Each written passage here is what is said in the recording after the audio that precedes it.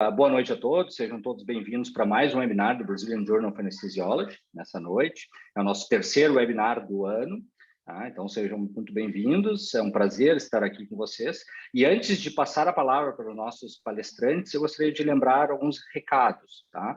Um primeiro relacionado à divulgação da nossa revista nas diferentes plataformas.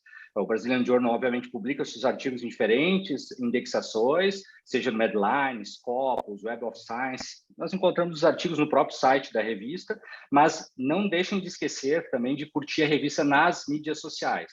Instagram, Facebook, Twitter, LinkedIn, todas as mídias principais da revista está presente e regularmente nós temos postado materiais relevantes, principalmente alguns artigos que sejam mais interessantes do grande público, pequenos trechos gráficos, infográficos, distribuindo para vocês, e é interessante que, na medida do possível, vocês acessem, curtam a revista, compartilhem com seus colegas, é importante que nós sejamos lidos, né, e citados, tanto aqui no Brasil como lá fora. Os índices altimétricos que medem justamente a nossa presença em mídias sociais, por exemplo, tem subido, a revista tem gradativamente chegado a um outro patamar de divulgação, e é bem importante que aqui no nosso meio a gente conheça bem, leia a revista e cite, utilize, e tenha ideias a partir do que é publicado na revista.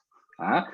Também gostaria de lembrar a todos que o próximo fascículo da revista, o 723, já está disponível no site para download, tanto em inglês como em português, diferentes artigos muito interessantes, e o grande foco desse próximo fascículo é em cirurgias e pacientes de alto risco. Até temos um editorial escrito por mim, pela professora Luciana Stefani, sobre como identificar pacientes de alto risco, tá? Então, levando para esse assunto que é super importante, cada vez mais temos que aqui no nosso meio melhorar, né, a qualidade de avaliação dos nossos pacientes, tá?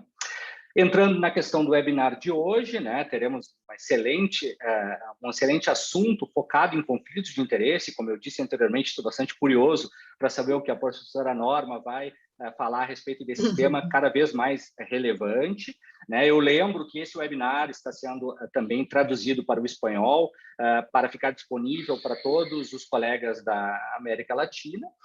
E gostaria, então, de passar a palavra para o Gabriel Guimarães, professor da Universidade de Brasília, e nosso editor associado, já desde alguns anos, né, Gabriel, trabalhando juntos aí em prol da revista.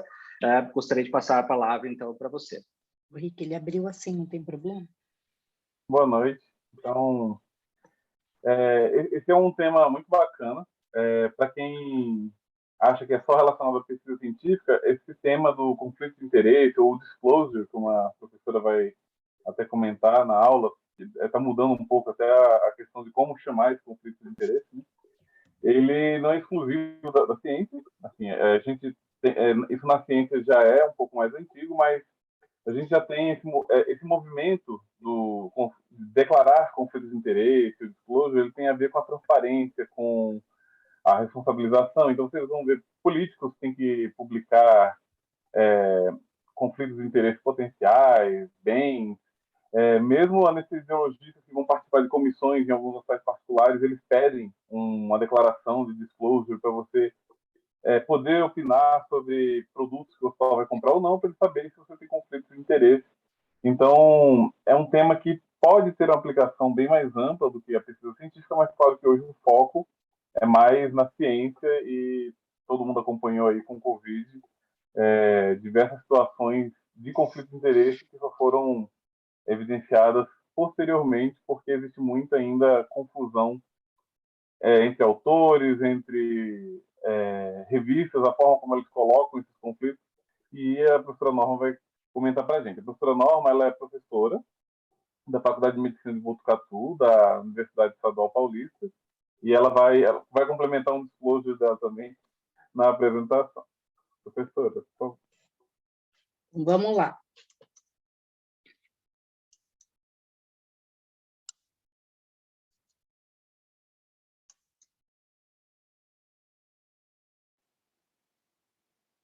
Tudo bem? Pareceu? Perfeito, Norma. Perfeito, professora. Bom, então, eu sou professora da Faculdade de Medicina, sou responsável pelo Centro de Ensino e Treinamento em Anestesiologia daqui de Botucatu, sou coeditora da Revista Brasileira de Anestesiologia e membro da Comissão de Educação Permanente da Sociedade Brasileira de Anestesiologia. Então, o tema hoje é conflitos de interesse na publicação científica. Espera que agora travou. Pronto. Oi, foi. Eu estou brigando aqui com a...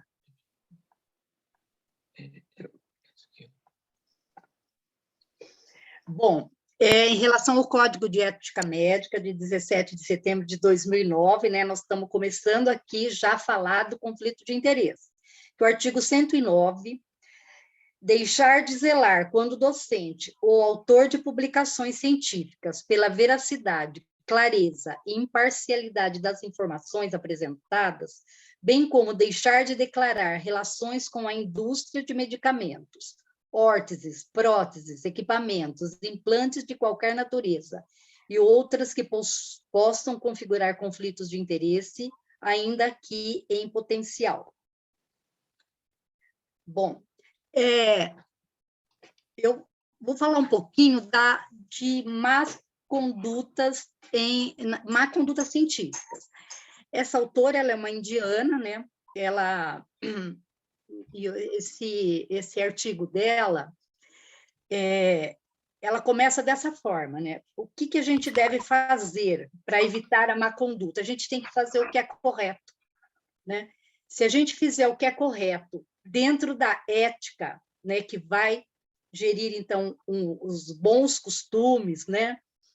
E se a gente for pessoa, né, que nós tenhamos uma boa postura, né, que a gente seja pessoa que não fugimos dessa ética, a gente não precisaria nem estar conversando disso daqui, né? Então, a ética, ela existe para que a gente tenha normas de condutas, né, de acordo, e que isso daí está muito relacionado, então, com o caráter da pessoa, né? Uma pessoa de bom caráter, né, uma pessoa que tem atitudes firmes e corretas, né? Bom, os componentes da ética em pesquisa, então, são integridade científica, relação, ela deve ser cordial entre o mentor e o trainee, apropriada aquisição de dados, apropriado compartilhamento de dados, clareza na propriedade. O assunto da aula, né, temos que ter essa declaração de conflito de interesse, compromisso de todos os contribuintes. Nós temos que ter um processo de peer review apropriado, boas práticas na publicação. O autor, ele deve ser responsável pelos dados, ele tem que ser responsável pela aquisição dos dados, pelo compartilhamento, pela clareza na propriedade. E nós temos que ter aprovação pelos comitês de ética institucionais e sempre a declaração do termo de consentimento livre e esclarecido.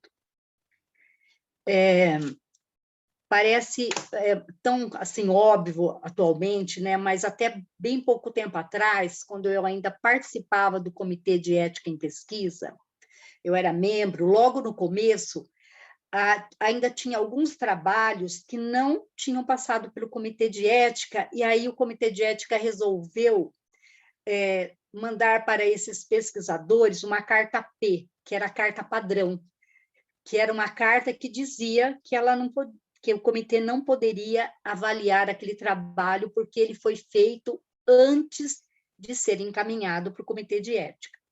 Então, as boas práticas em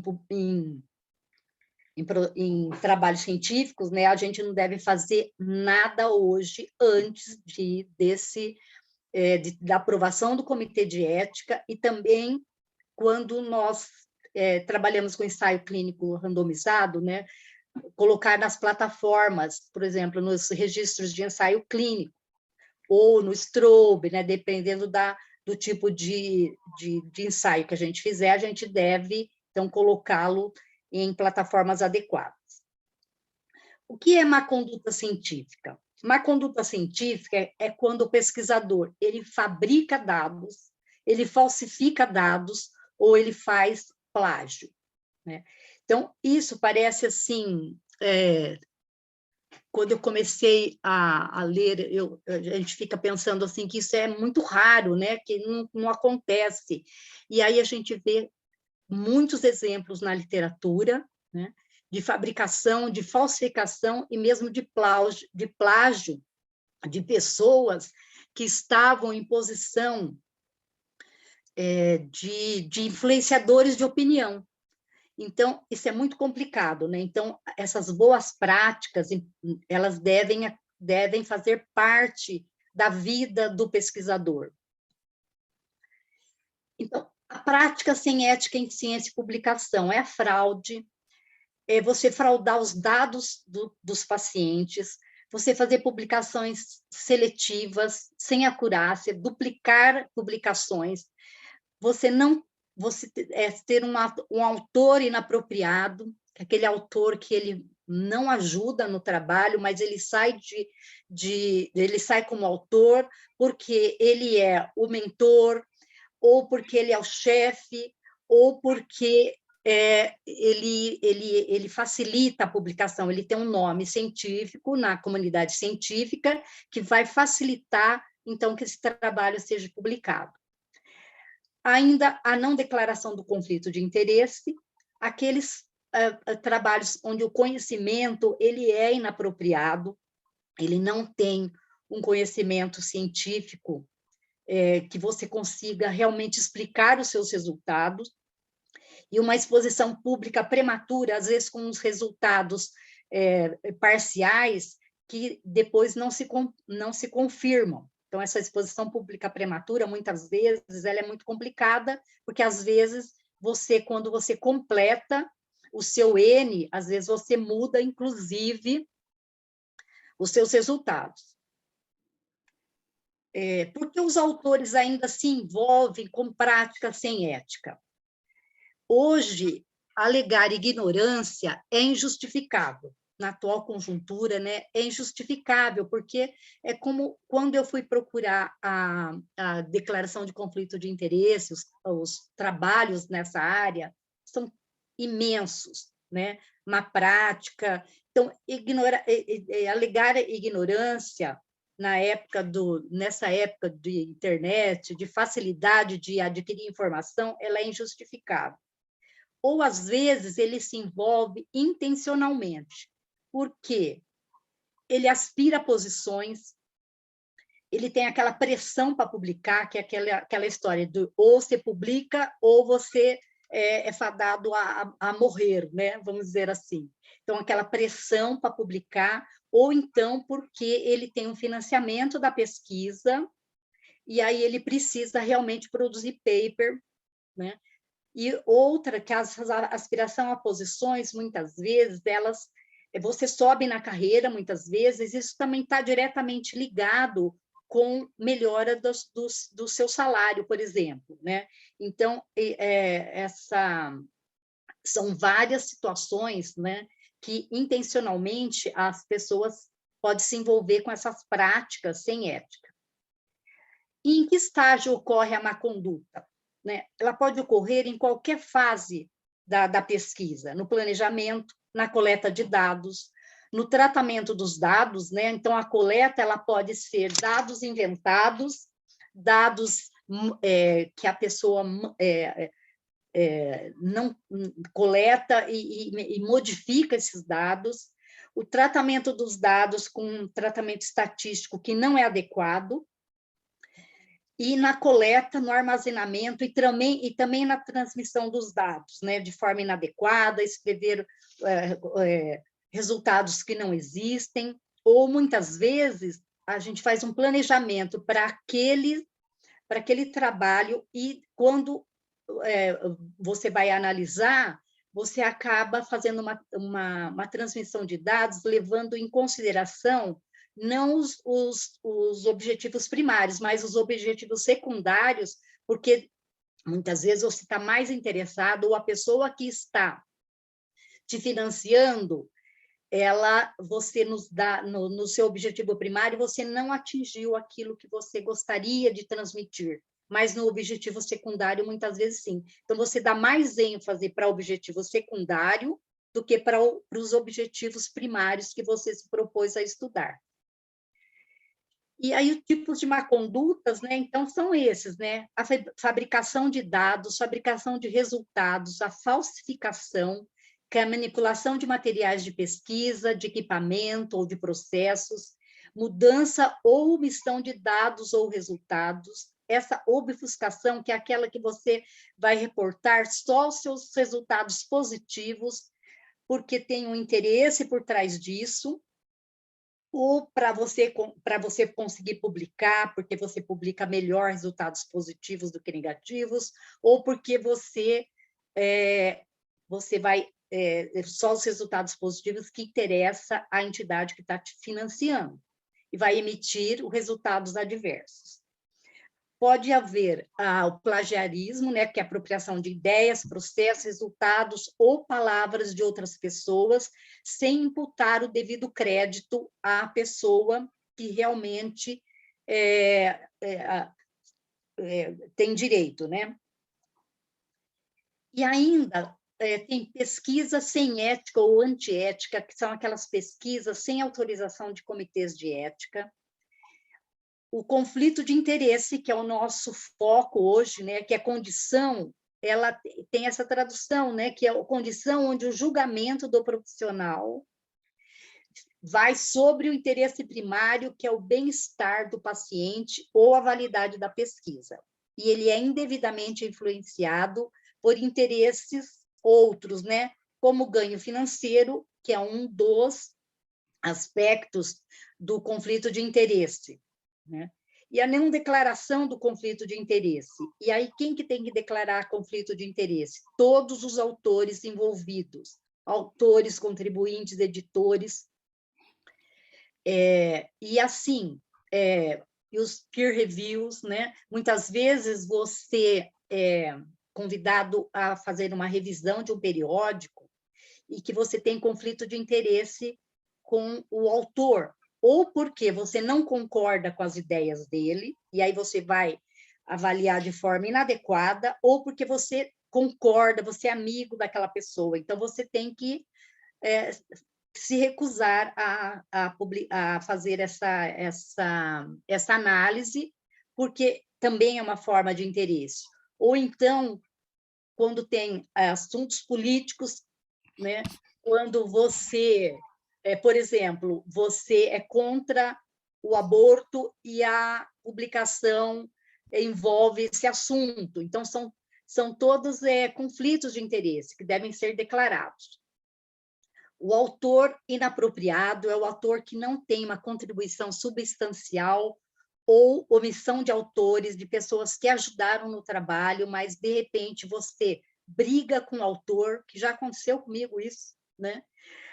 Ou, de briga entre autores, e aí o autor que está gerenciando de uma forma mais de perto o trabalho, ele omite autores, né? Então, que isso realmente é uma má conduta.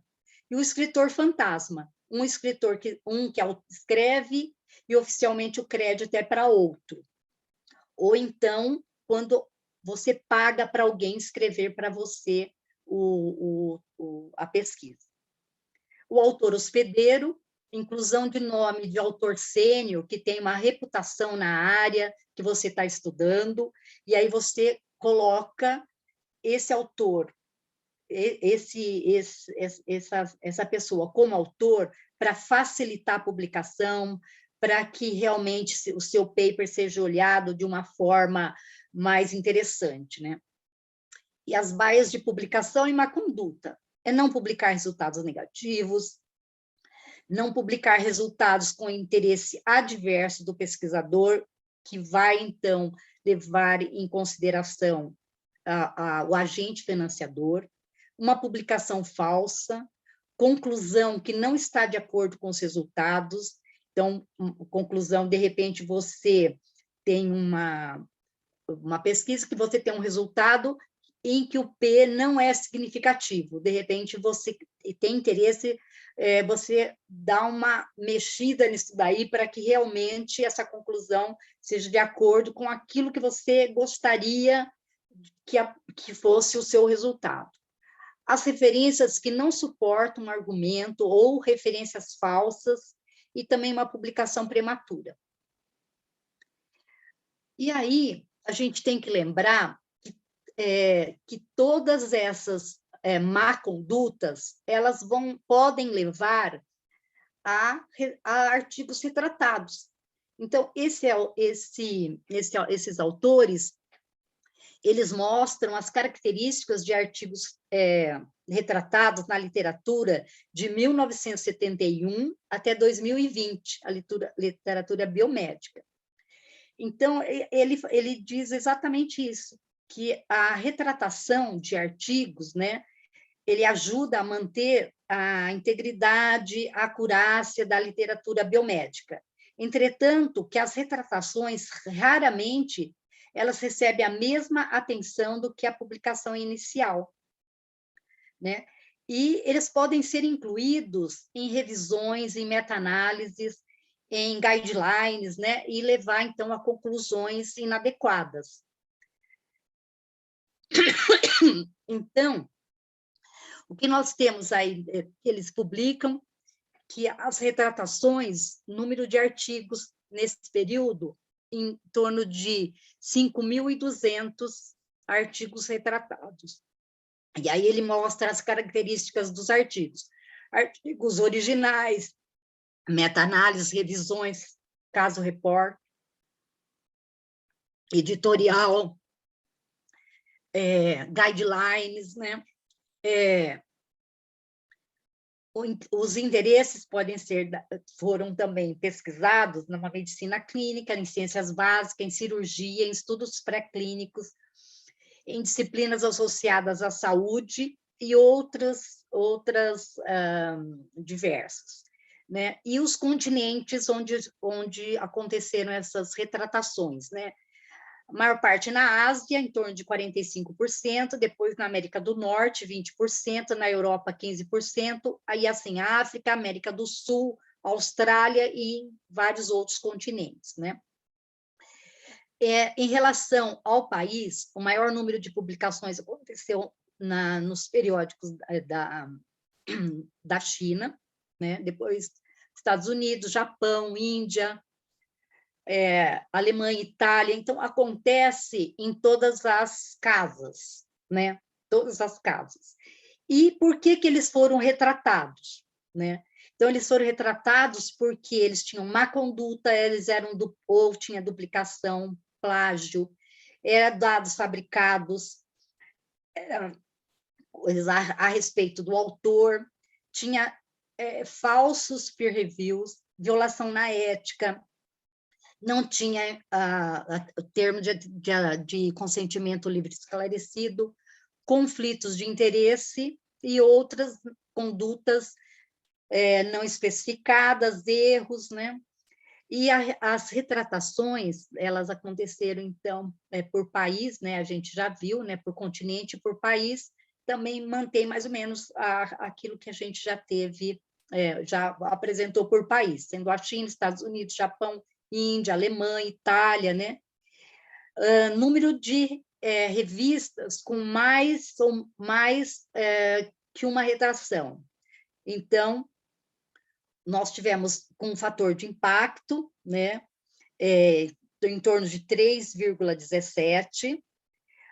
O anos que demorou da publicação até a retratação, quase 2 anos.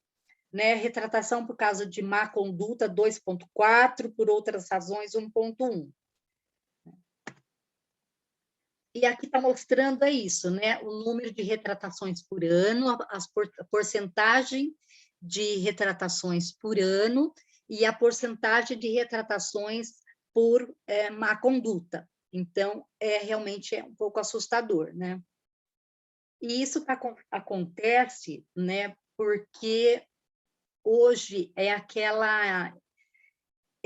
a indústria, né, da publicação. Você tem que publicar para você ser conhecido no meio dos seus pares, para você ter na sua instituição, ganhar prestígio na sua instituição, né? Então, nós temos que tomar bastante cuidado mesmo, né? Para não cair nessa má conduta da publicação. As razões para retratação em artigos na área da anestesiologia. Então, nós tivemos 1.310 artigos, né? 2.000 na Embase, 12 que foram achados em outras bases de dados, né? Desses 350 desses artigos incluídos foram estudados, né? Então, nós temos aqui o ano que o artigo foi publicado, né? E o ano que ele foi retratado, né?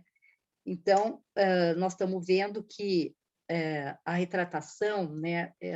Ela deu nesses anos aí de 2010 até 2015, nós tivemos um aumento aí do número de retratações.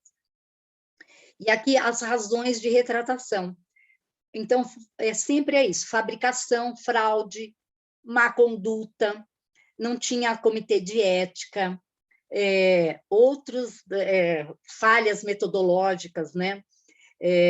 Tinha dados inválidos, os achados não eram importantes para suportar aquelas conclusões, plágio, em relação às publicações, né? Já tinha sido publicado em outras revistas, né? Uma disputa de autor, e tantas outros problemas, né, que a gente vê que são vários problemas aconteceram com esses trabalhos publicados na área da anestesiologia e que foram retratados.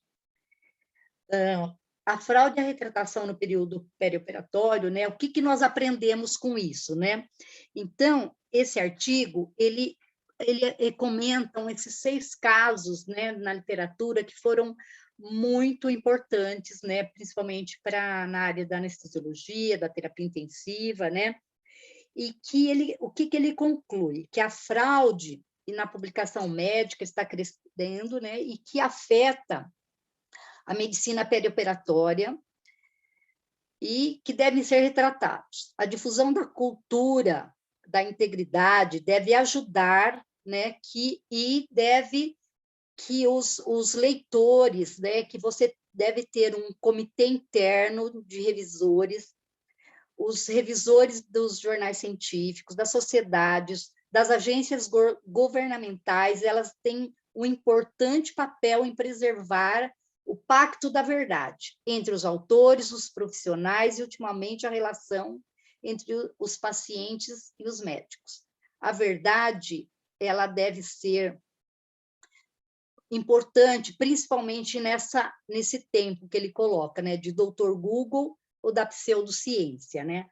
O caso do Yoshitaka, né, o Paulo já até comentou na última aula, que em 1997, né, até 2005, ele era professor da Touro University. Em 1999, ele publicou um trabalho a respeito do granicetron, né, e com o endpoint dele, né, eram os efeitos antieméticos, tanto primários como secundários. Em 2000, o Dr. Cranklin enviou para o Anesthesia Analgesia, né, uma carta em que ele estudou 47 trabalhos do Dr. Fuji, e esses trabalhos ele achava que eles não tinham sido randomizados. Em 2012, o Dr. Fuji foi demitido, né? E poucos meses depois, o Dr.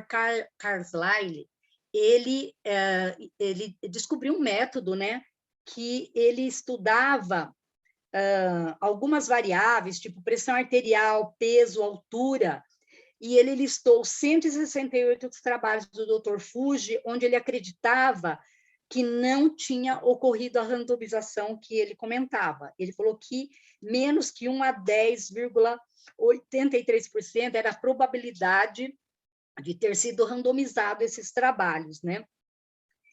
Bom, esse trabalho, todos eles comprovavam, né, a superioridade do granicetron, e o que aconteceu nos trabalhos subsequentes, de 88 a 2020, trabalho de outros autores, né, não acharam diferença entre antiemético e os antisserotoninérgicos, né? Eles procuraram, então, ver se encontrava, né, um conflito de interesses nesses trabalhos do Dr. Fujii em relação a grants recebido, né, e o que eles observaram é que eles não conseguiram fazer essa relação, e que eles acham que o Dr. Fujii acabou desenvolvendo esse tipo de atitude, de má conduta, porque ele estava num ambiente muito competitivo, e ele, então, se sentiu tentado, né, a inventar todos esses trabalhos. O Joachim Boldt, né, era uma eminente figura aí na fluidoterapia da Universidade de Gießen.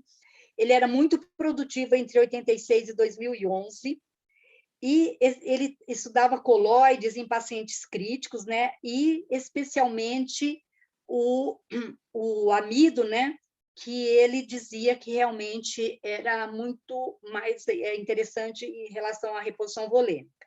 Em 2001, o Dr. Sorgen, eles publicaram no Lancet usando o amido, e ele descobriu que esse era lesivo para o rim quando utilizado em paciente séptico ou choque séptico.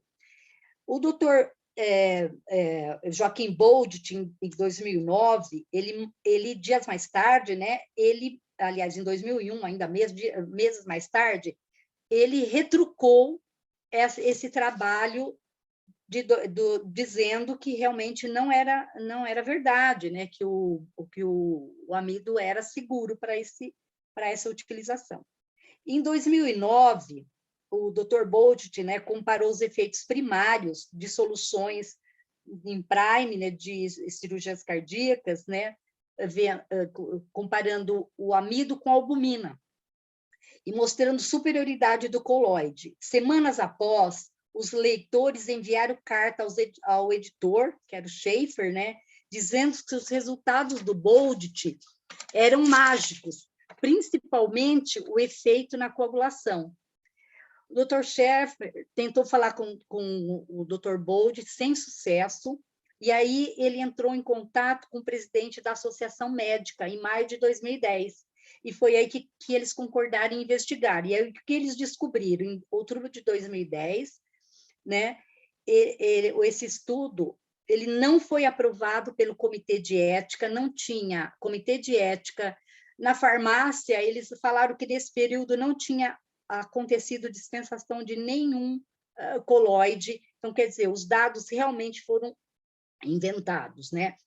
Em 2012, a universidade continuou a investigação, né? E eles acharam ausência total ou parcial de documentos, né? De 91 estudos do Dr. Boldt. O Dr. Boldt, eles não conseguiram entrar em contato com o Dr. Boldt, né? Parece que ele não trabalha mais na Alemanha, né? O Saito, que é o outro caso, né? Que ele era diretor de Yoshio Medical Center, né? E do Tokyo Medical University. E ele era um frequente coautor do Fujii. E o trabalho dele, ele focava tempo de recuperação dos bloqueadores neuromusculares e também prevenção de náusea e vômito. A tempestade gerada aí pelo Fujii também implicou no Saito, né? Em 2017, o Dr. Carlisle publicou um trabalho analisando 32 trabalhos do Saito, onde o Fujii não era o coautor. E aí ele também percebeu que era improvável a distribuição dos dados de forma aleatória, né? Outros trabalhos também eles pesquisaram e não existia comitê de ética em pesquisa nesses trabalhos do Dr. Saito, né, que também foi demitido da sua posição.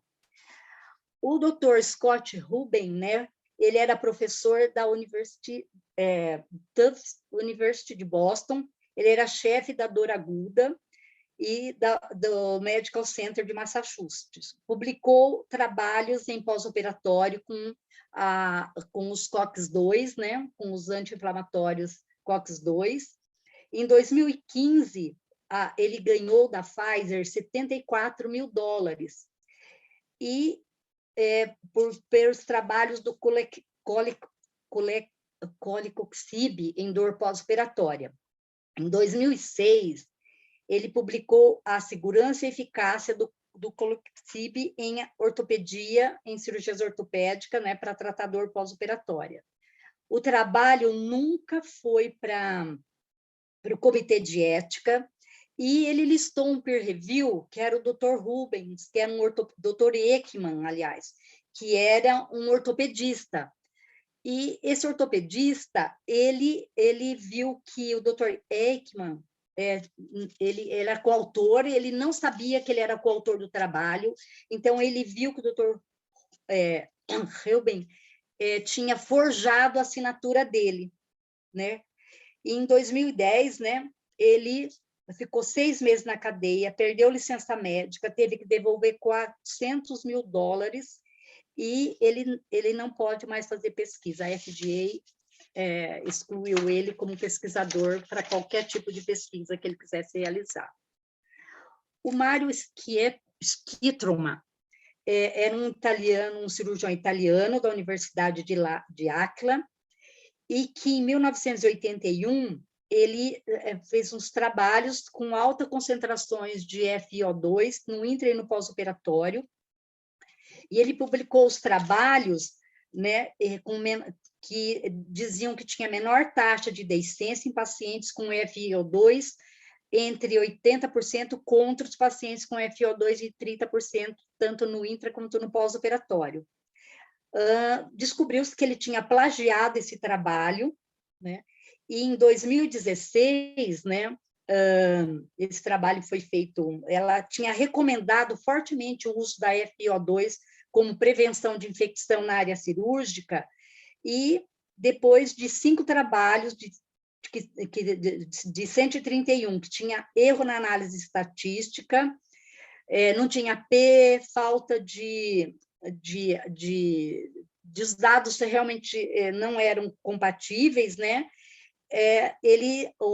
A organização, a World Health Organization, ela recomendou, não tinha mais aquela forte recomendação, diminuiu para a recomendação opcional a utilização do oxigênio.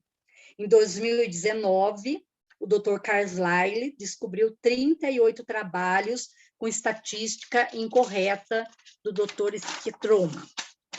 E o caso de Don Poldermans, né, era um cardiologista, chefe da unidade perioperatória, né, da Erasmus Medical Center, e ele era chair do Task Force em Preoperative Risk Assessment in Non-Cardiac Surgery, da Sociedade Europeia. E aí os dados forjados sobre a segurança e eficácia do bisoprostol foi descoberto, né? 6 estudos para que ele tinha para provar, né, que melhorava a mortalidade, com diminuição da mortalidade, diminuição da morbidade em 30 dias e infartos não fatais, né? O bisoprostol foi incluído nesses guidelines, né, como em 2009, como uma evidência 2B, né? Como depois se descobriu em 2011 que os resultados eram muito bons para serem considerados verdade, aí se descobriu que ele fazia dados fictícios, tanto para a palestra quanto para os trabalhos, né? E eles removeu foi retirado dos guidelines o estudo, e em 2004, né, existiu uma meta-análise que provou que um aumento de mortalidade com os beta-bloqueadores em torno de 27%. Então, esses casos, né, são casos, é lógico que nessa época do Covid, nós vimos vários outros trabalhos que foram retratados, importantes, em relação a tratamento, em relação à confecção de vacinas, eficácia de vacinas, a gente viu na literatura, né, são casos que são extremamente importantes, porque tem uma repercussão para os pacientes de uma forma muito importante, né? São trabalhos de pessoas que estavam em situações de prestígio, em que se acreditava, né, no que estava sendo publicado, né, e que havia um desvio para o lado da conveniência, do interesse, muitas vezes do ganho, né, de financeiro, do ganho de prestígio, né? Então, isso é extremamente complicado, porque em nenhum desses trabalhos, lógico, tinha declaração de conflito de interesse, ou se tivesse, era uma declaração que não era verdadeira. Outro bastante que eu achei na literatura, achei muito interessante, peer review fakes, né? Nunca tinha ouvido falar em peer review fakes, né? Mas esse trabalho ele mostra, né, que o número de trabalhos que foram retratados, né, por causa de peer review fakes, né? Então, de vários bases aí que publicam, né, responsáveis por publicações, né? Então, com vários peer review fakes, né? E aí, todos os trabalhos, um número de retratações de acordo com a revista, né? Então, temos vários aí conhecidos nossos, né? Então, a política ela deve envolver todos os atores, né? Porque vocês estão vendo que essas revistas, né? Elas realmente se descobre um peer review falso, né? Então, você compromete as publicações verdadeiras que acontecem, né? Porque todo mundo começa a ficar muito preocupado com isso, com as condutas, né? Com os trabalhos, e a gente sempre pensa assim, se você não tem uma instituição com uma qualidade boa, com um comitê de ética adequado, que realmente supervisione tudo isso que está acontecendo, as publicações, os trabalhos que estão sendo desenvolvidos nessas instituições, e pessoas que fabricam dados, essas pessoas, quando elas são descobertas, né, as próprias indústrias que as financiam não têm mais interesse nelas, porque você condena, muitas vezes, ou um produto ruim, você enaltece um produto ruim, ou você, muitas vezes, condena um produto bom, porque, às vezes, essas pessoas fizeram trabalhos verdadeiros e trabalhos falsos. Como você acaba sempre ficando, as pessoas são demitidas, elas perdem o cargo, né? Então, são todos os trabalhos que ficam em júdice. E, geralmente, quem que descobre o que está acontecendo são leitores críticos, né? Que tem e que vão descobrir que a maior parte dos trabalhos são isso. Os leitores, eles olham, leem o trabalho e falam, puxa, mas esses resultados não estão de acordo, né? São muito, muito maravilhosos para serem verdadeiros, né? Porque na vida real, nem sempre isso acontece. Então, essa interação, né, entre todos os atores e os leitores, e que depois vai, em última instância, né, o bem do paciente, né, sempre acontece, tem que ter, todo mundo tem que ter a postura ética, né, a declaração de conflitos, para que realmente as análises elas sejam feitas de forma adequada, né? Então, o número de de papers retratados de acordo com o fator de impacto. Então, vocês estão vendo que mesmo aqueles periódicos com fator de impacto alto também tiveram peer reviews falsos, né? E de acordo também com o país, né? Então, vários países também, né? Com proporção de retratações, né?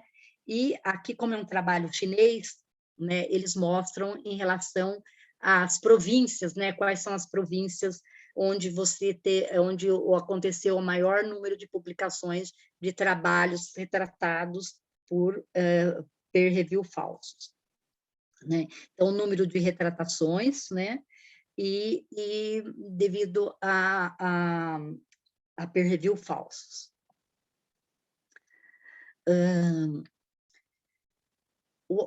Esse autor, né, ele é um cirurgião, né, então ele fala que o altruísmo, né, ele deve ter o interesse, né, entre o médico e o paciente, que é o princípio básico da medicina, né, e que o interesse, também interesse próprio, é básico do ser humano, né, mas que nós temos que reconhecer e tratar de uma forma adequada os conflitos que ocorrem entre as obrigações do médico, o seu paciente e o próprio interesse do médico, né?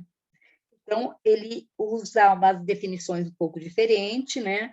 O interesse conflitante, que é aquele que o profissional ele recebe dinheiro, né, para poder realizar trabalhos, né? Que isso não se constitui de uma má prática, vamos dizer assim. A má prática é aquele profissional que recebe o financiamento e ele não tem liberdade para publicar os resultados que não estão de acordo com que quem está financiando deseja, né? Então, uma vez financiado, a pesquisa sendo financiada tanto por agências públicas ou particulares, né, com essas grandes companhias farmacêuticas, né, elas têm todo o interesse em que os produtos tenham uma análise de forma adequada, porque senão, quando se descobre que dados foram fabricados, você vai perder todo um trabalho, né?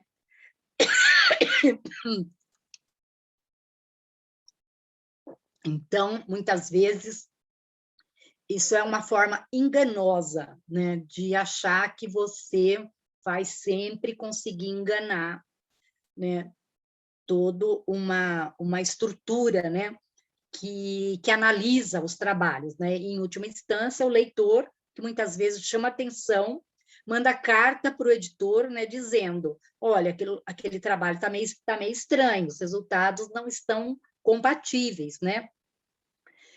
Então, ele chama de conflito de interesse também, um interesse próprio, né? Falta de conhecimento do médico para ter um julgamento adequado, né?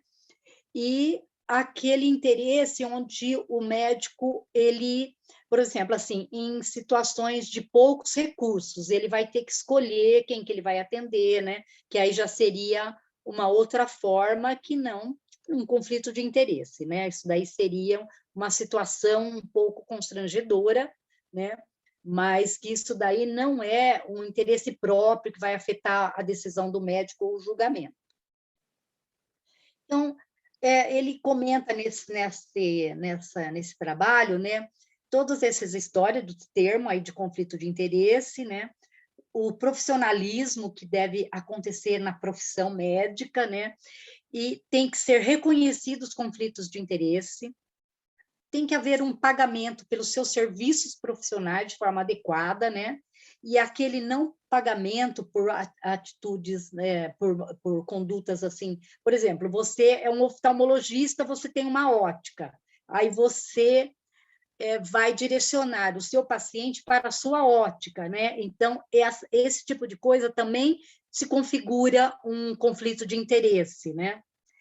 Essa Funktionslust, que é aquilo que você quer fazer, aquilo que você mais sabe, às vezes não é aquilo que é mais adequado para aquele paciente, mas é o que você mais sabe fazer, que você gosta de fazer, então é aquilo que você quer fazer, né? Os conflitos de interesses, né? Aí ele fala nos cirurgiões acadêmicos, né? Que eles têm alunos para ensinar, têm trabalhos para publicar, e que tudo isso tem que ser declarado, né? Um conflito de interesse, né? E outras situações, a relação com a indústria farmacêutica, que realmente a gente deve declarar todos os conflitos de interesse, né, dependendo do que você está fazendo no momento, né, e que o papel das sociedades de classe, as agências governamentais, né, e o papel da sociedade, ele deve ser realmente de olhar o que está acontecendo na academia, né, nas publicações, para ver se realmente as coisas estão acontecendo de uma forma ética, de uma forma que realmente vai trazer benefícios e não malefícios. Aí, o que os médicos eles relatam de conflito de interesse quando eles recebem isso daí, é um trabalho feito com ortopedistas, né? Então, os valores que eles receberam, né? O número de pagamentos, né? Então, quanto que cada um recebeu e como eles conseguem descobrir isso daí? Porque o financiador, ele declara no seu imposto de renda, né? Então, eles foram procurar, né, para ver como que isso acontece, e que realmente, né, isso acontece. E como que eles receberam isso daí, né? O quanto eles receberam, se era individual e se era para apresentar, né? Porque muitas vezes a pessoa recebe dinheiro para realizar o trabalho e também para apresentar o trabalho nos congressos, né? nas jornadas, né? E se as pessoas elas reportavam de forma sem serem questionadas, né, o que elas receberam, né, ou se elas não reportavam o tanto que elas receberam, se elas achavam que era pouco que elas tinham recebido, que não havia necessidade dessa declaração, né? Então, a razão aí da pessoa não ter declarado o que ela recebeu, né?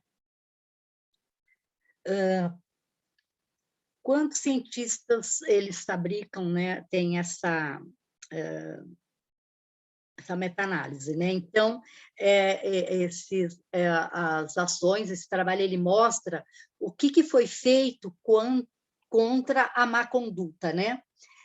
Então, ele mostra que, muitas vezes, ela suspeita de fraude, foi alegado casos de má conduta, né? Então, e aí você envolve, né? Você tem uma interferência de pessoas, organizações, né? Vocês foram o autor foi confrontado individualmente ou foi relatado no institucional board de review, discutiu com um colega, né? Então, como que se descobriu e o que aconteceu depois que se descobriu uma má conduta. E aí nós temos, né, no Brasil, né, nós temos essas diretrizes, né, da ABEC, que eu acessei em 24, agora dia 24, né, ela está atualizada em 2012, né?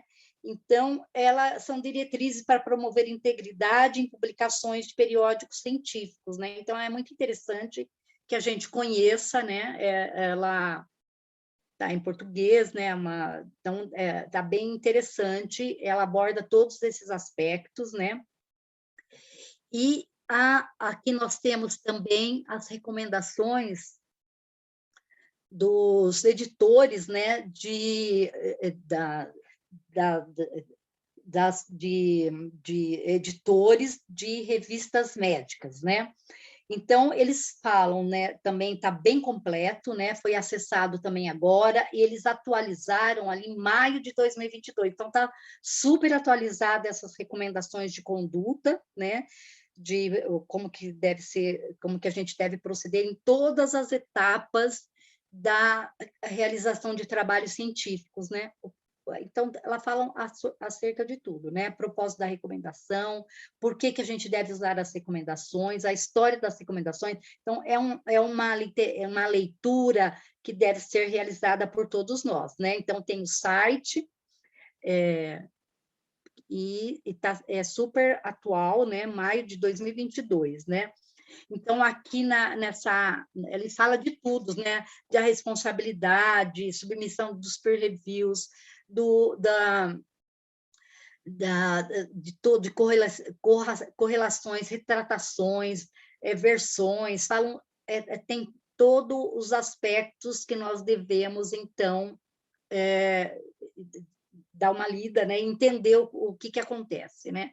E aqui ela fala sobre a declaração do financiamento ou da relação sem financiamento, né, em atividades de conflito de interesse, e que todos devem relatar, né? Os participantes, os autores, os peer reviews, os editores ou staff de jornal devem reportar suas atividades, né? Ela continua a preparação do manuscrito para submissão, então está super completo, né? E é muito interessante esses guidelines, né? Que a gente deve realmente conhecer. Então, quando ele fala do conflito de interesse, a declaração do conflito de interesse aumenta a confiança pública no processo científico,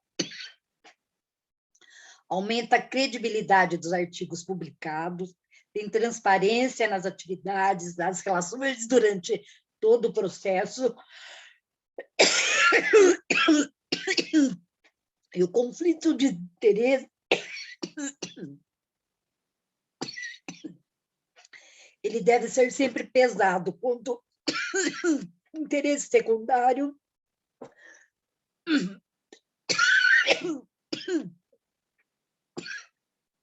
desculpa.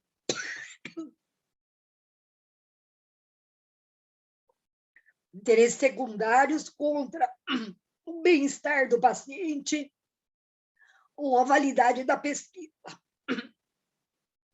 Tem que ter essa percepção real de conflito de interesse e que esse julgamento ele requer declarações transparentes, né? Não é simplesmente colocar não tem conflito de interesse ou tenho conflito de interesse, eles devem ser listados, devem ser explicados. Tem alguns periódicos que pedem a declaração de conflito de interesse na carta de encaminhamento da pesquisa. Encaminhamento do trabalho para o editor.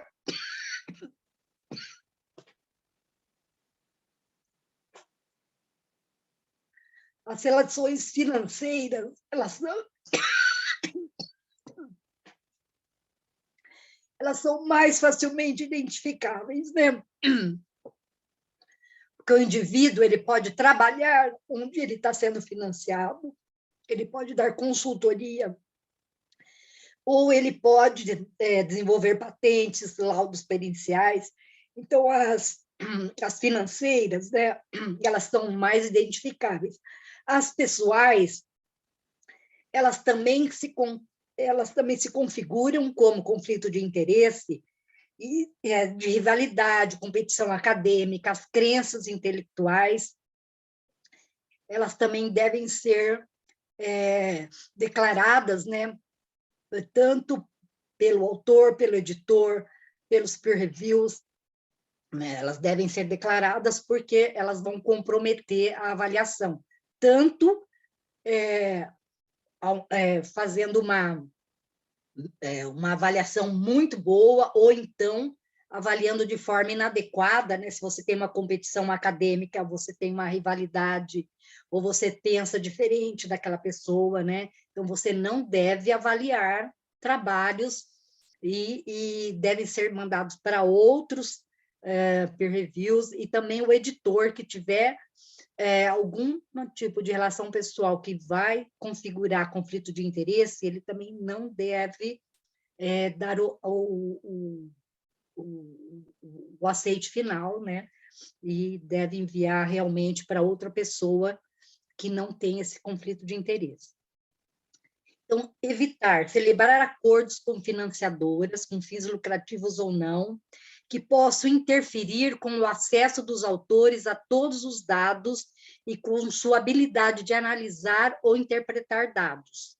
Preparar e publicar o manuscrito, o autor deve ter liberdade de escolher onde e quando publicar, porque é uma violação da liberdade acadêmica. E no processo de revisão e publicação, declaração de atividade de todos os envolvidos, né? Autores, peer reviews, revisores, editores, membros do conselho editorial, né? Cada um envolvido na sua área, né? Ela deve ter declaração de atividades.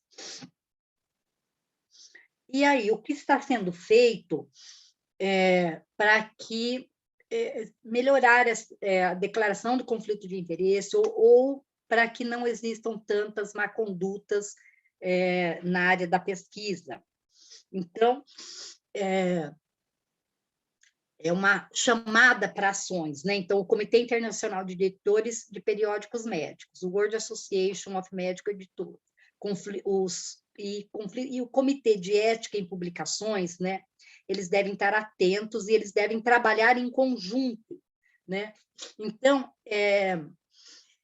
deve haver a criação de um centro de monitoramento e implementação de publicações éticas, investigar os compliance, a transparência, um centro para monitorar e reportar publicamente as contravenções, credibilidade do periódico e do cientista, o fator de impacto do periódico deve incluir as contravenções do conflito de interesse. Todos esses atores, né, eles devem criar fundos para implementar os objetivos dessas organizações, monitorar a literatura científica na declaração de conflitos de interesse e manter dados abertos de cientistas com laços com a indústria, declaração pública de conflito de interesse cobrado por instituições públicas, exclusão de futura participação ou lista de insatisfatória declaração de interesse, monitorar e reportar às agências governamentais, sociedades de classe, universidades. Tem que observar se os periódicos estão preocupados com os aspectos éticos, monitorar e reportar falhas na ética e outros conflitos de interesse. Crescimento na carreira, habilidade de trazer grants, né? Então, tudo isso deve ser observado por esses comitês, né? Que têm um pouco mais de... que deveriam ter esse papel, né? E para melhorar, então, esse potencial conflito de interesse, né? Nós temos, então, eu coloquei isso daí, lógico que não dá muito para ler, né? Mas é do Comitê Internacional de Editores de Jornais Médicos, né? De revistas médicas. Então, eles têm já essa forma de declarar conflito de interesse, que é muito interessante, né? Às vezes, quando a gente, por exemplo, acho que no Anestésia e Analgesia, se eu não me engano, quando você vai confirmar que você é coautor, ele já abre automaticamente uma declaração meio parecida com isso daí, que ela vai ver se você recebe grant, se você tem... se você recebe honorários, e várias outras coisas. E ela vai mais além ainda, que esse daqui não tem, mas às vezes ela pergunta se sua esposa ou se seu marido recebe também, né? Então, se você recebeu pagamento para escrever, se a sua instituição recebeu. Então, é bem interessante, eu acho que a gente deveria conhecer, né?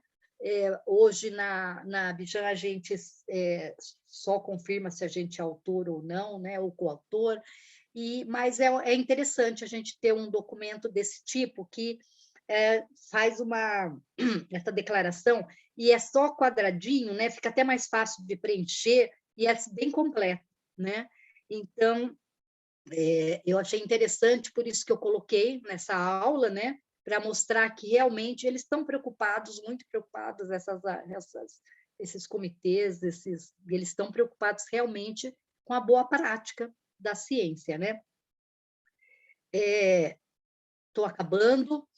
E aí esse editorial do Anistísia, né, o que ele está fazendo para combater más condutas e investigar dados de fabricação e de falsificação? Então, eu coloquei esses 2 artigos do Dr. Carlisle, porque ele conseguiu prever esse método, né, que descobre se os trabalhos são realmente randomizados ou não.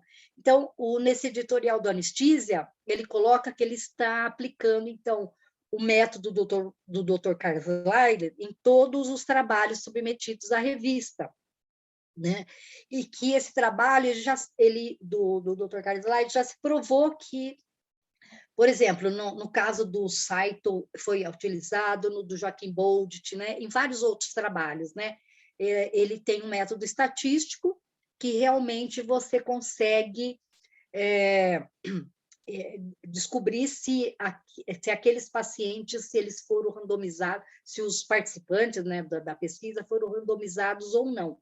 Então, eles estão, né, cada vez mais aprimorando técnicas, né, para descobrir, então, fabricações de dados de pesquisa, né, de pacientes, né, então, eu achei bem interessante, inclusive ele coloca, né, que esse trabalho, ele está sendo, assim, validado conforme ele vai sendo utilizado, né, e que é lógico que vai ter aquele esperto, né, que vai estudar o trabalho e vai achar um modo de driblar essa fórmula do Dr. Carlisle, mas por enquanto, né, enquanto isso não acontece, ele tem sido um bom método para indicar, então, a fabricação e falsificação de dados. Bom, era isso que eu tinha para apresentar. Eu vou descompartilhar minha tela e a gente vai abrir, então, para discussão.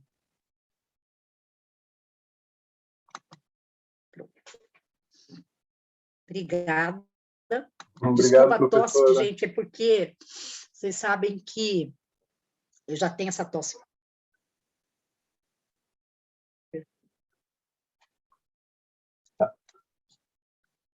E agora travei.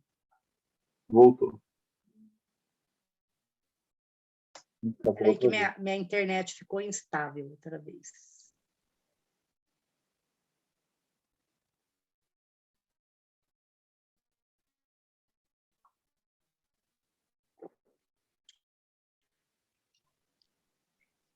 Consegue nos ouvir? A professora travou.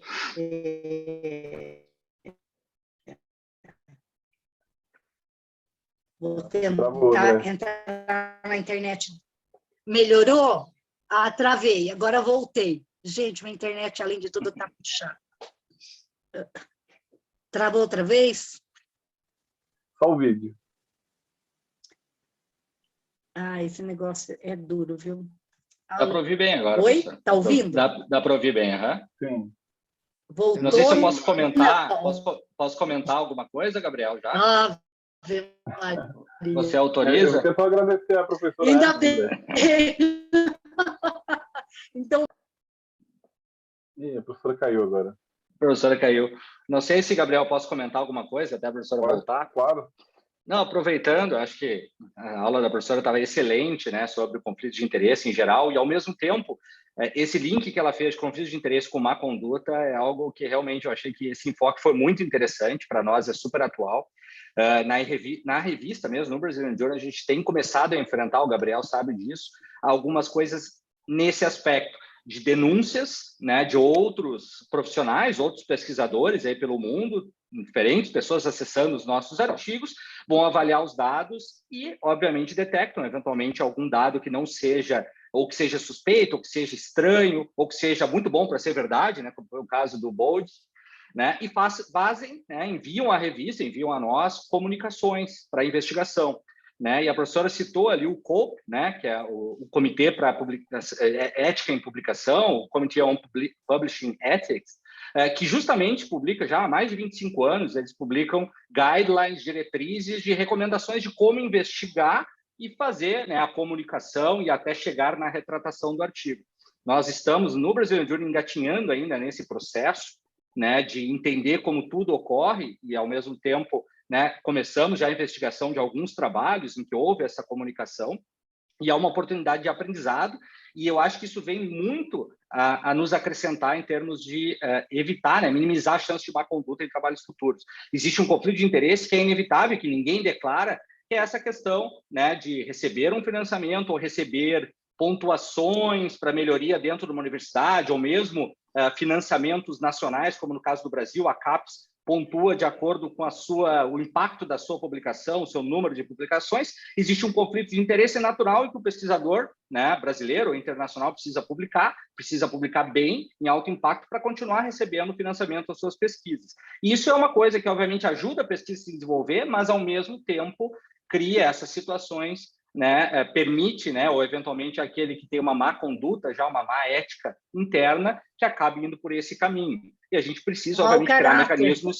Exatamente, precisa criar mecanismos para investigar esses trabalhos, e nem sempre isso passa, né, com facilidade. Quem está fazendo peer review ou o editor consegue reconhecer isso com facilidade. Então, é importante que todo mundo, né, os leitores, também analisem criticamente e enviem para nós as suas, né, avaliações daqueles trabalhos. E, claro, aquele autor que fez tudo dentro das normas, né, éticas, ele tem que estar acessível para responder as perguntas. Né? Em algumas situações, a gente observa que o autor reage mal a quando ele recebe, né, uma denúncia. É claro que ninguém gosta de receber uma denúncia, mas nós, como pesquisadores, quando publicamos um trabalho, temos que estar cientes que podemos receber essa denúncia e vamos ter que responder claramente. Por isso, precisamos armazenar bem os nossos dados, o nosso banco de dados claro. Cada vez mais as revistas pedem um banco de dados. Né? Teve um caso muito interessante na revista, né, no Brazilian Journal, em que a gente requisitou aos autores, né, o pedido, pedimos aos autores do banco de dados,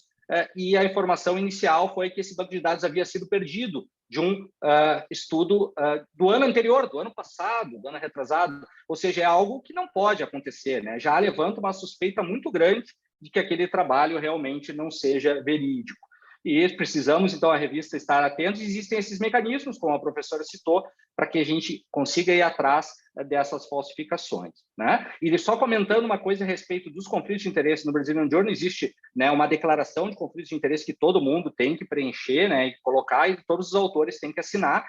Né, para simplificar, né, o nosso processo de submissão, a gente passou isso para o final. Depois que o artigo é aceito, é aí que os autores, todos os autores são obrigados a assinar e concordar com a publicação.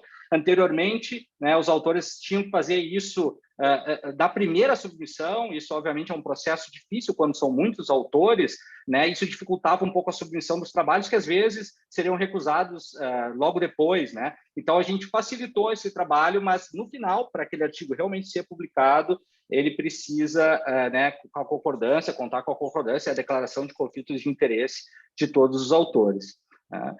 Bom, muito obrigado, professor. Passo de novo a palavra ao Gabriel para gerenciamento das perguntas. Só do que você falou, sempre é assim mesmo, né? Você recebe a carta e entra em contato com o autor, né? Eu vi no caso lá do Bold, né? Ele tentou entrar em contato com o Bold, mas o Bold tinha sumido, né? Exatamente. É que aí ele acionou o comitê, né? E eles sempre eles esperam isso mesmo, que o autor se justifique. Se o autor tiver uma boa justificativa, tudo certo, ninguém... É o ônus da prova primeiro, né? Então, é isso, né? Primeiro você vai procurar o autor, depois você vai, se o autor não tiver como se justificar, aí que você vai atrás das instituições, né?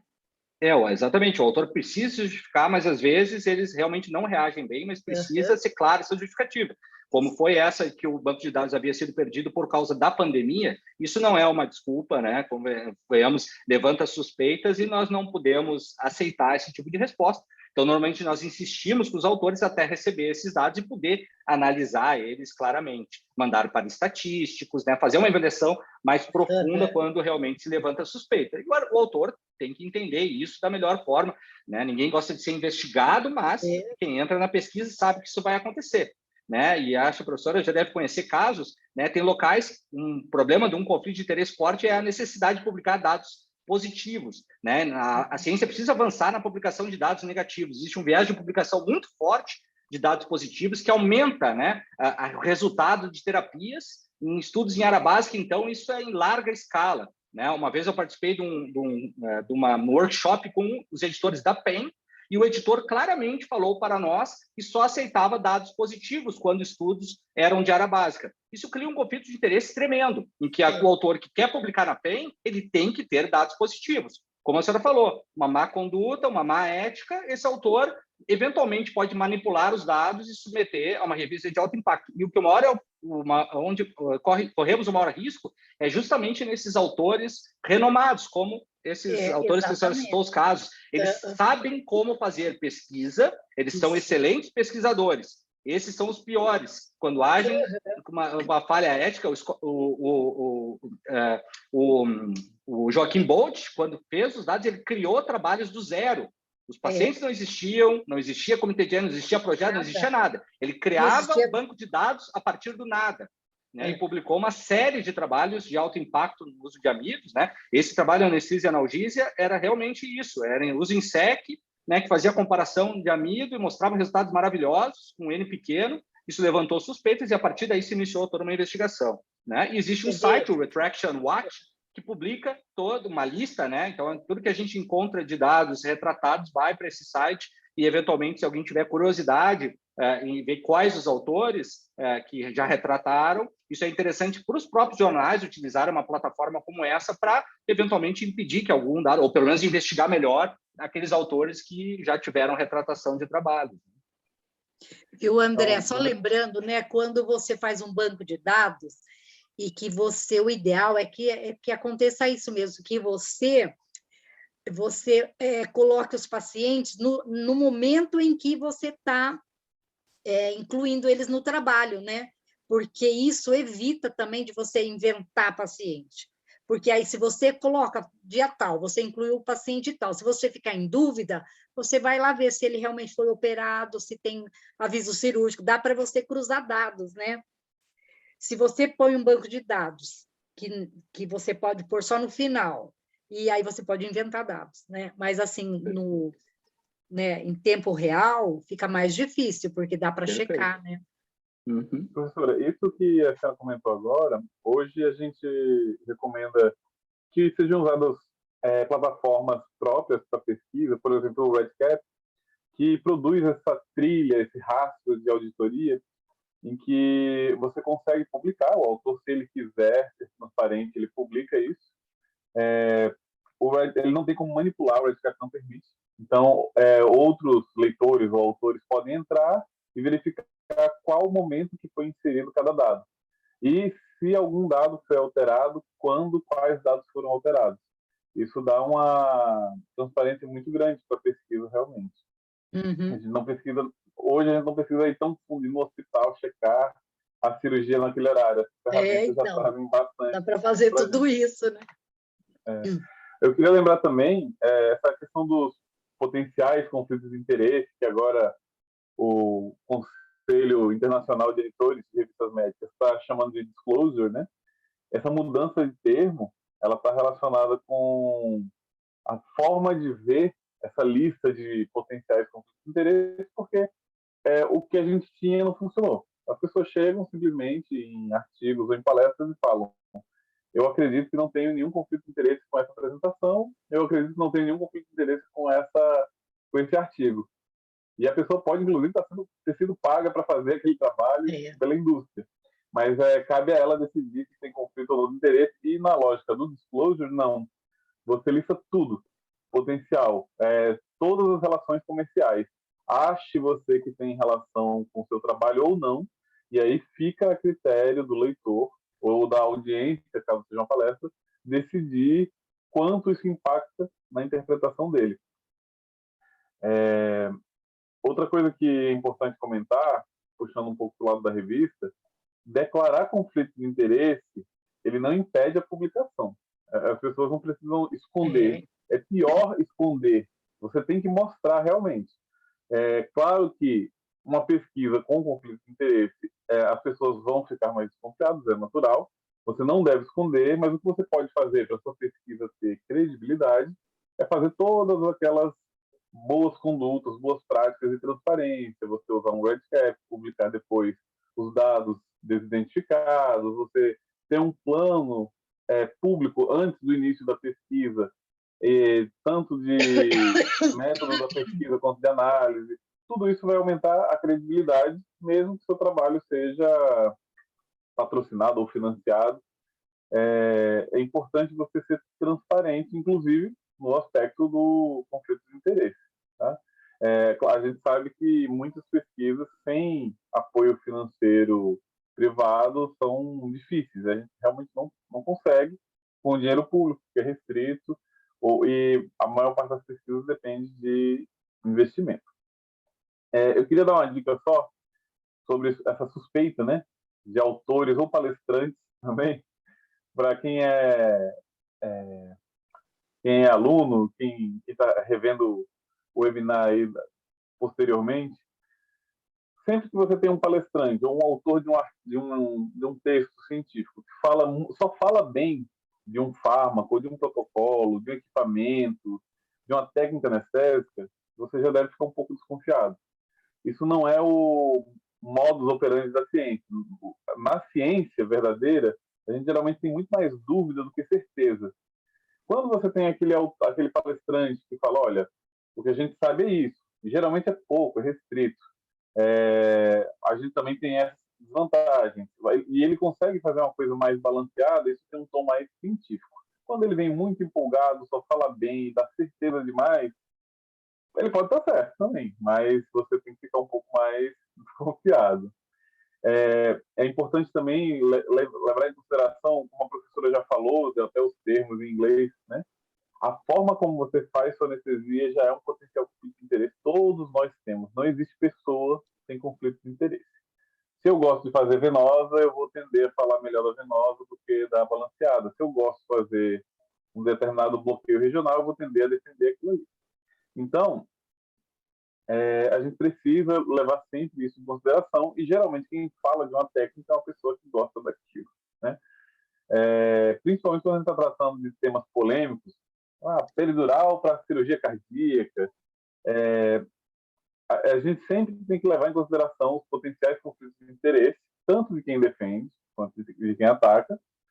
E se você tiver um bom palestrante ou um bom cientista escrevendo um texto, você vai ver que ele vai ser bem honesto, listando tanto vantagens quanto desvantagens, mostrando tanto que a gente não sabe, e quanto menos certeza ele der, apesar de estranho, né? Mas quanto menos certeza ele der, mais você confia no que ele está falando.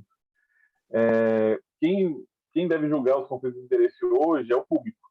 Tá? Então, eu gosto, por exemplo, de deixar... Eu tenho um site no meu nome, eu costumo colocar nas minhas palestras o endereço lá para o site, eu tenho um link que é Disclosure.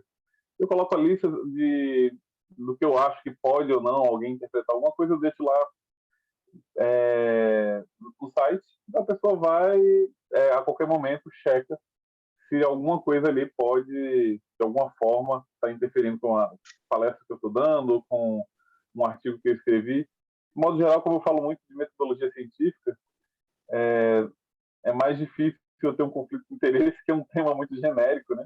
Mas talvez tenha com a questão acadêmica, apesar de eu especificamente não ter nenhum ganho de promoção acadêmica com nada, mas eu acho que é importante o público julgar. Tá? Por mais que eu fale, eu acho que não tenho conflito de interesse, é o público que tem que achar se eu tenho ou não. O que você acha, professora? Eu acho ótimo isso. E sabe, Gabriel, eu estava pensando aqui, né? É assim, né? Hoje não se faz pesquisa sem dinheiro, né? Ou você tem um financiamento público ou você tem um financiamento privado. O que importa, eu acho que é o caráter da pessoa. Eu tenho amigos, né, que trabalham muito com a indústria farmacêutica. Quando vem o protocolo para algum trabalho ele é muito bem feito, né? Então, porque a indústria também, eu fico pensando, se eles são sérios também, eles vão querer um pesquisador sério, né? Porque senão acontece o que aconteceu aí, que até hoje todo mundo fica com medo do amido, né? Então, eu fico pensando, né? O problema é exatamente a sua postura, né? É a postura. É um conflito de interesse, mas isso não configura um malefício, vamos dizer assim, né? Desde que você seja uma pessoa ética, de bom caráter, você vai publicar o que você encontrou, né? E que a indústria entenda, né? Que a conversa seja essa. Vou publicar o que realmente acontecer, né? Eu acho que aí realmente você minimiza muito desses conflitos, né? Dessa preocupação que a gente tem, né? Mas hoje realmente fazer pesquisa sem dinheiro é muito difícil, né? É difícil. Professora, nós temos aqui, a gente tem aqui vários elogios, como esperado, né, com essa ótima palestra. A gente tem uns comentários do Célio, nosso amigo Célio, que também é editor associado da revista, comentando sobre a questão dos resultados negativos, né? E que, inclusive, ele comenta que artigos com resultados negativos têm um potencial de conflito de interesse menor do que os que têm os resultados positivos. Fala sobre a questão da ciência adversativa, mas o que eu quero destacar aqui agora é que o Guilherme, o professor Guilherme também, ele fez uma pergunta, direto na parte de perguntas, sobre... ele botou parabéns pela escolha do tema, né, professora, e a abordagem, e pergunta se você encontrou dados específicos sobre retratações de artigos de pesquisadores brasileiros. Me assustei com um grande número de artigos chineses retratados. E eu vi que num dos seus slides tinha, inclusive, revistas nacionais ali no número de retratações. Quer comentar um pouco? Tinha. Não, então, eu particularmente não olhei, eu vi isso daí, tem revista brasileira, provavelmente autor brasileiro, né? Mas, assim, eu não fui atrás, viu, Gabriel, de pesquisador brasileiro com retratação, eu não me lembro de ter... É lógico que vai ter, né? Porque nós temos revistas brasileiras lá nas retratações, né? Com certeza vai ter autor brasileiro também. Mas não sei dizer o número, isso daí não sei dizer. E lembrando que artigo retratado não pode ser citado, tá? Isso é norma da... Porque só voltava, né, Gabriel? Ainda aumenta o fator. A gente não deve citar artigo retratado. As ferramentas de apoio, né, de manejo de referências bibliográficas no manuscrito, Zotero, Mendeley, EndNote, elas detectam artigos que são retratados e ela não deixa você citar. Quando você vai fazer manualmente, você pode errar. Mas é importante você não citar. Isso é a boa prática hoje.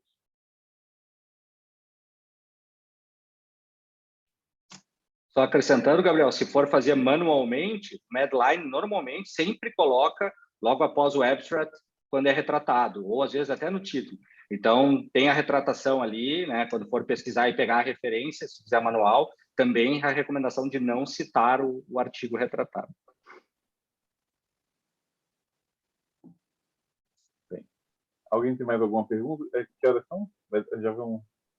Quase no final. Só posso acrescentar uma coisinha, só um comentário a respeito. A professora chamou a atenção do peer review, né, fantasma. Isso é uma coisa extremamente importante, né, e que muita gente não valoriza, né, que é essa surgimento, essa explosão de periódicos científicos. O Brazilian Journal, todos os editores associados sabem como é trabalhoso fazer um peer review e conseguir peer reviewers. A gente faz campanhas regulares para conseguir, aqui no nosso meio, no Brasil e mesmo lá fora, conseguir revisores pares, né, que avaliem de maneira acurada mesmo, compreensiva, ampla, os artigos e façam uma contribuição para aceite ou recusa daquele trabalho, contribuam com o resultado final daquele artigo, mesmo ele sendo inicialmente interessante, né? E esse processo demora. E sempre eu suspeito dessas revistas que fazem propaganda de revisões ultra rápidas, né? Acho que você deve ter visto aí. Revistas que fazem, em até 2 semanas seu artigo é avaliado. É muito improvável que sejam sérias. E tem revista de impacto relevante nesse meio que faz esse tipo de propaganda, e eu levanto uma suspeita forte, por mais que tenha uma equipe, é um processo demorado de revisão séria. Por melhor que o pesquisador seja, ele está trabalhando, ele tem outras coisas para fazer, ele demora para avaliar adequadamente um artigo. E essas revistas que liberam resultado em 10 dias, com 5, 6 revisores, é altamente suspeito, né? Às vezes, passou por revisões muito curtas, é um grupo pequeno fazendo a avaliação e liberando artigos, principalmente essas revistas que cobram taxas altas para aceitar artigos, as famosas revistas predatórias, né? Então, a gente tem que ter cuidado e, sempre que possível, evitar, na medida do possível, né, evitar esse tipo de revista para submeter o seu trabalho, não estimular que isso se desenvolva, né? Existe um bom número de pesquisadores brasileiros que investem muitos trabalhos e muito dinheiro de pesquisa em publicação em revistas que cobram taxas altas, né? Eu acho isso complicado, tem um conflito de interesse grande aí nesse processo científico e que nem sempre a gente consegue detectar, ok? Obrigado, Gabriel. Acho que está teu microfone, eu não te ouço. Agora a gente está acabando o nosso tempo, como a gente não teve mais nenhuma pergunta. Doutora Norma quer fazer algum comentário final? O do André? Do Gedson? Não, eu realmente fiquei assim, você sabe que alguns aspectos a gente nem acha que isso acontece, né? Por exemplo, o peer review falso. Eu falei, nossa, aonde o pessoal chega, né? Então, é muito interessante, assim, o que as pessoas, em vez de trabalhar no bom sentido, né, elas começam a inventar essas coisas, né? Então, a gente tem que realmente investir, que nem você falou, viu, André? Né? Realmente, cada vez mais, né, preparar as pessoas para esse tipo de avaliação, né, que realmente, olha, e os leitores críticos, né, que se fossem também, deveriam ser candidatos a peer review, né, porque deve ser, né, porque para ter um espírito crítico assim, né, eu acho que pelo menos são pessoas interessadas mesmo na parte acadêmica, na parte de publicação mesmo, né? Então, a gente realmente tem... E assim, né, toda a equipe que tem que ter esse tipo de preocupação, né? Não é só o autor, não é só o editor, não é só o peer review, não são os editores associados, nem são as entidades, né? São todos juntos, né, para construir realmente a verdade, né? Doutora Norma, professora Oi. Norma, né, minha orientadora, para quem não sabe, né, foi minha orientadora durante minha pós-graduação. E muito honrado, muito feliz de ver sua apresentação, porque foi perfeita. E me chama a atenção como a ética ela deve estar à frente de tudo que é feito em termos de trabalho. Se não existe ética, os números eles são perdidos. É o que foi dito aqui. Se não houver ética e correção e verdade, tudo é perdido. Então, na ciência, não é diferente da vida habitual. E a gente que segue com a ética, a gente sempre soa um pouco mais, mas tem consistência, né? Eu acho que, basicamente, tudo que foi dito aqui foi isso e fico feliz. Doutor Plínio também está entrando e saindo, né, doutor Plínio? Está com dificuldade de conexão. Quer falar alguma coisa ao final? O seu microfone está fechado, Plínio. Estava aqui escutando a aula e uma coisa que eu também fico muito preocupado, André, são essas revistas pagas, né? A gente vê aí elas colocam, e são revistas de impacto até alto, a gente vê, assim, relativamente alto, 3 para 5, e dentro da anestesia isso é um impacto relevante, e aí eles colocam lá os preços, $4.000, $5.000, como se fosse uma coisa assim, né? E a gente sabe que a maioria dos pesquisadores vivem daquilo, os salários são baixos, como é que a pessoa vai ter dinheiro para pagar um negócio desse, né? Ainda mais agora com os países com o dólar como tal, né? Então isso aí realmente hoje em dia é uma coisa que assusta muito a gente. É interessante esse comentário, Plínio, porque é impressionante como o homem tem capacidade de subverter o que é correto, né? A subversão do que é correto é impressionante, né? Então, você arranja uma forma de se locupletar com algo que sempre foi correto. Enfim. André, fica à vontade para encerrar. Perfeito. Bom, não sei se o Gabriel quer comentar alguma coisa ou posso fazer o encerramento? Não? Não, eu ia passar para você encerrar. Perfeito. Perfeito. Bom, agradeço, né, a presença de todos, acho que foi super rica a nossa discussão, o pessoal aguentou até o fim aqui discutindo, né, um bom público para a discussão de um tema tão relevante, isso é ótimo, né, a gente vai disseminando essa discussão que é super relevante. Convido a todos a participar do nosso próximo webinar, né, que é no final, última quinta-feira de junho, dia 30 de junho, teremos mais um webinar vinculado ao Brazilian Journal. Lembrando que esse webinar gravado vai para o site da revista, né, então todo mundo pode acessar posteriormente, rever algumas das referências que a professora Norma mostrou para nós. E eu aproveito, né, para sempre lembrar do nosso site, curtir, né, utilizar a hashtag JoinBijan, citar bastante a revista. No próprio site, além desses webinars e dos links para as redes sociais, eu lembro que tem os podcasts. A gente tem produzido um grande número de podcasts, sempre focado em alguns artigos relevantes de autores brasileiros que publicam na revista, contribuem de maneira significativa com a ciência. Então, vão lá, assistam. O número é super grande de pessoas, cada vez maior e surpreendente o número de pessoas que escutam os podcasts. E isso tem sido super legal ver o resultado, né, o acesso que as pessoas têm tido a esse tipo de material, que é justamente a discussão do trabalho, mas de uma maneira mais palatável, que fica mais agradável para a gente escutar no dia a dia, ok? Muito obrigado a todos e uma boa noite.